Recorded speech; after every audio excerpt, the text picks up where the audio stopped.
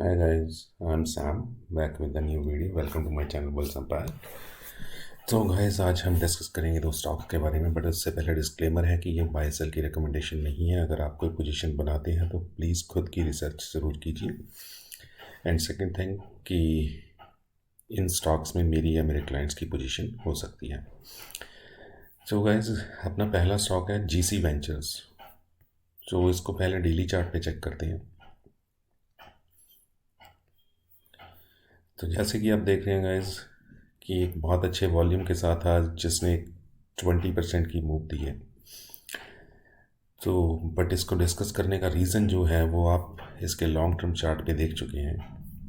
अगर हम इसको लाइन चार्ट में कन्वर्ट करें तो आप देख रहे हैं कि इस लेवल यानी 172 174 के ऊपर इसने एक ब्रेकआउट दिया है आज।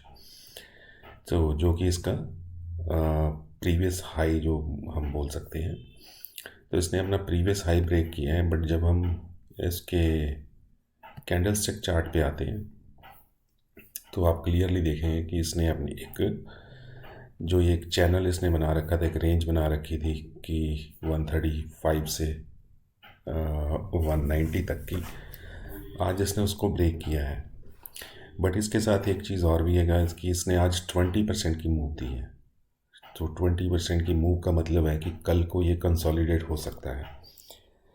तो अगर आप इसमें पोजीशन बनाएंगे तो प्लीज़ वही दो चीज़ों का ध्यान रखना है, market and open equal to high नहीं होना चाहिए। जिस स्टॉक में ओपन इक्वल टू हाई है तो या तो उसके हाई ब्रेक होने की वेट कीजिए, और जब हाई ब्रेक करता है वॉल्यूम के साथ करता है फिर उसमें एंटर कीजिए, और या फिर उस दिन वेट एंड वॉच कीजिए जितने लोअर प्राइस पे मिल जाए, और या उसको अपनी वॉच लिस्ट में रखिए जब भी उसमें दोबारा एक मोमेंटम शुरू होता है। क्योंकि लेट सपोज इसने आज 20% की मूव दी तो हो सकता है ये 2 दिन कंसोलिडेट हो, ठीक है, और 2 दिन कंसोलिडेशन के बाद ये यहाँ तक आए, मान लीजिए ये थोड़ा डाउन आता है, उसके बाद फिर एक रिवर्सल देता है। तो इसको अगर ओपन इक्वल टू हाई है तो आपने वॉच लिस्ट में रखना है। जितनी कंसोलिडेशन चलती है चलने दीजिएगा, जब तक चलती है चलने दीजिएगा। जब आपको लगता है कि आज इसमें फिर एक मोमेंटम आ रहा है तब आपने CMP पे पोजीशन बनानी है। और अगर ओपन इक्वल टू हाई नहीं है तो आप इसमें प्राइस एक्शन के अकॉर्डिंग और मार्केट कंडीशन को चेक करने के बाद कि मार्केट कंडीशंस कैसे हैं तो आप इसमें पोजीशन बना सकते हैं गाइस। क्योंकि जिस लेवल पे ये आज क्लोज हुआ है आप देख रहे हैं कि इसने यहाँ यहाँ एक बार 220 का 220 को टच किया था, बट वहाँ सस्टेन नहीं हो पाया, ठीक है। वहाँ से सेलिंग आई एंड उसके बाद इसने अपना जो इसका 192 का लेवल है इसको 3 बार ब्रेक करने की कोशिश की है, बट 192 के ऊपर ये नहीं जा पाया। तो हम पहला देखते हैं तो अक्टूबर 17, फिर दूसरा वो दिसंबर 17, तीसरी बार जुलाई 21, चौथी बार अक्टूबर 21। बट आज फाइनली 2017 से स्टॉक ने 4 बार कोशिश की है कि वह ये 190 के लेवल को ब्रेक करे, बट नहीं कर पाया। और आज फाइनली इसने 190 का लेवल ब्रेक किया है एंड 190 के लेवल को ब्रेक करके इसने 192 पे क्लोजिंग दी है। तो मल्टी ईयर ब्रेकआउट है गाइस, ठीक है। और रिज़ल्ट बहुत अच्छे हैं कंपनी के। अगर हम इसके रिज़ल्ट्स पे चलें, let's have a look on the results. तो गाइज ये इसके क्वार्टरली रिज़ल्ट हैं। आप देख रहे हैं कि इसको 11 करोड़ का प्रॉफिट हुआ है कंपनी को, जो कि पिछली बार 4 करोड़ का था और दिसंबर 2020 में भी 4 करोड़ का था। और मार्जिन देखें तो मार्जिन में ज़रूर इफेक्ट हुआ है, but profit almost 3 times triple हो गया है, ठीक है। तो प्रॉफिट ट्रिपल हो गया, यही वजह है कि इसमें इतना बड़ा मोमेंटम आया है। तो मुझे नहीं लगता ये स्टॉक अब यहाँ पे रुकेगा। तो इसका जो एक्यूमुलेशन जोन रहेगा गाइस वो रहेगा 190 से 180, और जो इसका टारगेट रहेगा, पहला टारगेट इसका इसी लेवल का रहेगा 220 का, ठीक है। और स्टॉप लॉस आपको लेना है 170 का, इस लेवल का आपको लेना है स्टॉप लॉस। तो 170 का स्टॉप लॉस लेके आप इसे एक्यूमुलेट कर सकते हैं 190 से, यानी CMP से 180 तक, ठीक है, और 220 के टारगेट्स के लिए। तो ये तो था अपना पहला स्टॉक गाइस। एंड दूसरा जो स्टॉक है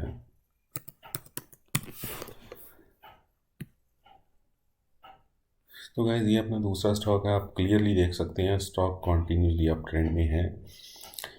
और इसके रिजल्ट्स भी हम एक बार चेक कर लेते हैं कि कंपनी ने रिजल्ट्स कैसे दिए हैं।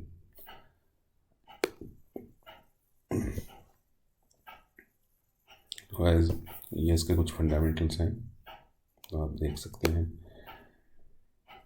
सो अगर रिजल्ट्स पे चले तो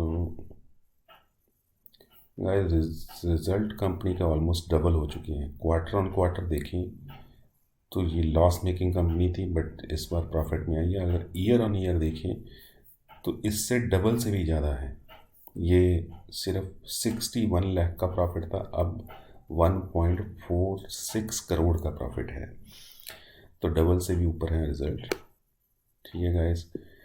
एंड इसका शेयर होल्डिंग पैटर्न भी देख लें। ये इसका गाइस ये इसका प्रॉफिट एंड लॉस अकाउंट है, तो आप देख रहे हैं कि कंपनी ग्रो कर रही है। तो और शेयर होल्डिंग पैटर्न यहाँ पे दे नहीं रखा गाइस। तो यहाँ पे देख लेते हैं कि प्रमोटर्स की होल्डिंग गाइस, मैक्सिमम होल्डिंग जितनी प्रमोटर्स रख सकते हैं वही होल्डिंग है 74.5% की। तो FISDIs की कोई होल्डिंग नहीं है। बाकी जो 25.5% की होल्डिंग होगी वो पब्लिक के पास होगी। स्टॉक की PE ज़रूर दिखा रहा है 304 की। उसका रीज़न ये है गाइस, बिकॉज आप देख सकते हैं कि ये स्टॉक 52 रुपीज़ से आज 160 का हो गया है। अगर हम इसका लॉन्ग टर्म चार्ट चेक करें तो आप देख रहे हैं ये यहाँ पे लिस्ट हुआ था। लिस्ट कब हुआ था? दिसंबर 2020 में। तो ये 50 रुपीज़ के आसपास लिस्ट हुआ था। उसके बाद स्टॉक ने कभी पलट के नहीं देखा। ये आपको मंथली कैंडल्स नज़र आ रही हैं गाइस। तो आप देख रहे हैं कि RSI जो देख रहे हैं, अगर आप RSI देखें इसकी तो 96 मंथली RSI 96 की है। और अगर हम इसकी वीकली RSI देखें तो वो भी ऑलमोस्ट 90 की है। और डेली की RSI देखें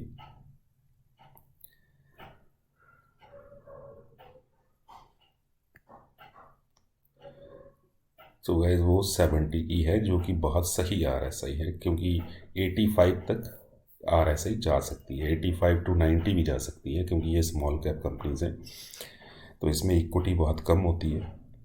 और जब इक्विटी कम होती है तो फिर डिमांड ज़्यादा होती है। वही वजह होती है कि ये इनकी RSI 90 तक भी चली जाती है। तो गाइस आज इसमें एक सर्किट लगा है 5% का, क्योंकि इसका 5% का सर्किट है। इसको वॉच लिस्ट में रखिए। एंड आप एक चीज़ देख रहे होंगे, जब जब स्टॉक अपने 20 डेज़ की मूविंग एवरेज के पास आता है तो वहीं से ये रिवर्स हो जाता है। तो अब इसकी जो 20 डेज़ की मूविंग एवरेज बन रही है गाइस, वो 149 पे आ रही है। तो यहाँ देखिए आप, ये 20 डेज़ की मूविंग एवरेज है 149.61 पे आ रही है। बट इसने अपना प्रीवियस हाई भी ब्रेक किया है और कंपनी के रिजल्ट्स भी अच्छे हैं। तो आप इसको यहाँ पे भी ले सकते हैं। वही दो चीज़ों का ध्यान रखिएगा, ठीक है। और अगर आप इसमें वेट करना चाहें कि थोड़ा नीचे मिले आपको, तो it's all up to you guys, ठीक है। बट मेरे इसके लिए जो टारगेट्स रहेंगे गाइस, वो मेरे टारगेट्स इसके लिए 175 का पहला टारगेट होगा। और स्टॉप लॉस अगर आप रखना चाहें तो फिर स्टॉप लॉस 150 का होगा। तो 150 का स्टॉप लॉस लेके 175 के टारगेट्स के लिए इसमें बाइंग कर सकते हैं। बहुत छोटा सा स्टॉक है, 100 की क्वांटिटी भी उठाते रहिए, एक्यूमुलेट कीजिए, क्योंकि अर्निंग्स की वजह से जो अनसर्टेनिटी होती है वो भी क्लियर हो चुकी है कि अर्निंग्स आ चुकी हैं कंपनी की, अच्छी खासी अर्निंग्स आई हैं। तो ऑलमोस्ट डबल से ज़्यादा का प्रॉफिट है। तो स्टॉक में अब कोई अगले 3 महीने तक कोई अनसर्टेनिटी नहीं है। तो गाइस बाकी मैंने आपको दिया था अदानी पावर, जिसने कि आज अच्छा खासा मूव दिया है। 138 तक ये स्टॉक गया, या ये देख रहे हैं आप 138 तक। एंड मैंने अपने क्लाइंट्स को भी प्रॉफिट बुक करवाया और मैंने खुद की भी पोजीशन बनाई हुई थी, मैंने भी प्रॉफिट बुक किया, पर मैं थोड़ा जल्दी निकल गया था। बट एनीवे चलो, इट ऑल हैपन्स। और दूसरा मैंने आपको दिया था 2 मिनट इसको देखें, ओपन 128। तो गाइस कल 129 पे हमने डिस्कस किया था, तो ऑलमोस्ट आपको 129 से 138 तो 9-10 पॉइंट्स की मूव मिल गई है। तो 7-8% की मूव आपको इंट्राडे में ही मिल गई है। तो होपफुली आपने एक अच्छा खासा प्रॉफिट बनाया होगा। बाकी था हमारा दूसरा स्टॉक ब्लू स्टार। तो जैसे कि मैंने आपको कहा था गाइस कि ओपन इक्वल टू हाई नहीं होना चाहिए, तो इसका आज ओपन इक्वल टू हाई था। आप देख सकते हैं ये कैंडल हमें बता रही है कि ओपन इक्वल टू हाई था, और उसी की वजह से इसमें कंसोलिडेशन चली। एंड हाँ, ये अपने 1105 के लेवल को नहीं ब्रेक कर रहा था, 1105 1104 पे काफ़ी देर कंसोलिडेट हुआ है। बट जब मार्केट में सेलिंग आई तो इसमें भी एक सेलिंग आना तय था, बिकॉज ये यहाँ से चला है गाइस, 849 से चला है, तो 1100 तक आ गया है। 250 पॉइंट जब स्टॉक डाल रखे हैं स्टॉक में, तो इतनी कंसोलिडेशन आना या सेलिंग आना नेचुरल है।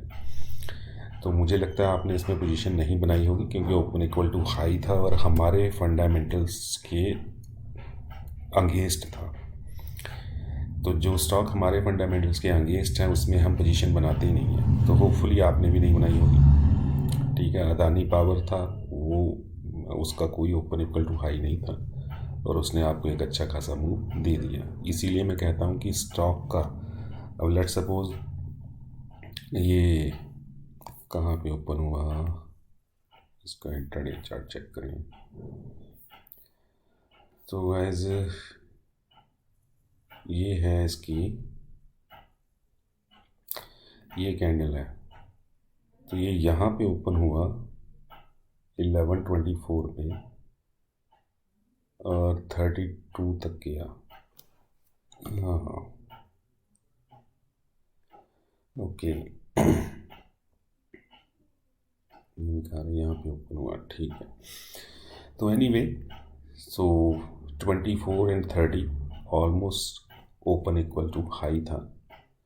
ठीक है, बाकी आपने प्राइस सेक्शन देखा होगा कि अगर इसमें पहली ही कैंडल ऐसी बन गई है उसके बाद ये उस कैंडल को ब्रेक ही नहीं कर पा रहा, तो फिर हमें उसमें एंट्री लेनी नहीं होती गाइस। इसीलिए मैं कहता हूँ कि प्राइस सेक्शन को देखा कीजिए, पहली कैंडल बनने दीजिए, पहले 5 मिनट की देखिए वो कैंडल कैसी बनती है। दूसरी जो कैंडल बन रही है उसका हाई ब्रेक कर रही है, अगर वो उसका हाई ब्रेक कर रही है तो आपको, और नीचे वॉल्यूम भी अच्छे आ रहे हैं। अब इसमें देखिए पहली कैंडल पे कितनी बड़ी रेड कैंडल बनी है, यानी सेलिंग। आपको क्लियरली नज़र आ गया था कि आज इसमें जो सेलर्स हैं वो हैवी हैं, लोग प्रॉफिट बुकिंग करेंगे। तो और दूसरी कैंडल ने भी अपना, इस कैंडल का जो हाई था वो ब्रेक नहीं कर पाई। तो यही हम प्राइस एक्शन देखते हैं कि प्राइस किस तरफ जा रहा है। तो प्राइस एक्शन देखना यही होता है गाइस, कि दूसरी कैंडल भी जो है वो इसका हाई नहीं ब्रेक कर पाई और नीचे वॉल्यूम आए, बट फिर जो नेक्स्ट कैंडल बनी वो उससे भी नीचे चला गया प्राइस। तो यही हमें दिखाता है गाइस कि जब पहली कैंडल का हाई ही ब्रेक नहीं हो पाया तो इस स्टॉक में कंसोलिडेशन या प्रॉफिट बुकिंग चलेगी। ठीक है, तो हमें इसमें जाना ही नहीं था। एनीवे गाइस, तो इन चीज़ों का ध्यान रखा कीजिए, price action open equal to high और open equal to almost high. ज़रूरी नहीं है कि वो नंबर बिल्कुल सेम होंगे, 1-2 पॉइंट्स का ऊपर नीचे हो सकता है, बट जब आप कंफ्यूज हों कि यार ओपन इक्वल टू हाई नहीं है, 2-4 पॉइंट्स का फ़र्क है, तो फिर इस तरह आप चार्ट लगा कर उसका प्राइस एक्शन देखिए कि पहली कैंडल कैसी बनी है और उसके बाद वॉल्यूम कैसे हैं और पहली कैंडल के हाई को ब्रेक कर पा रहा है स्टॉक। क्योंकि ऐसा नहीं होगा कि इस कैंडल के हाई को ब्रेक करे, नीचे वॉल्यूम अच्छे खासे हों एंड फिर वो नीचे आ जाए, वो बहुत कम चांसेस में होता है। अगर उसमें बाइंग शुरू होगी तो फिर बाइंग आएगी और आपको इंट्राडे में भी एक प्रॉफिट दे जाएगी, आपको होल्ड करने की भी ज़रूरत नहीं है पोजीशन। ठीक है guys, so thanks for watching and will see you with the next video. Bye bye for now.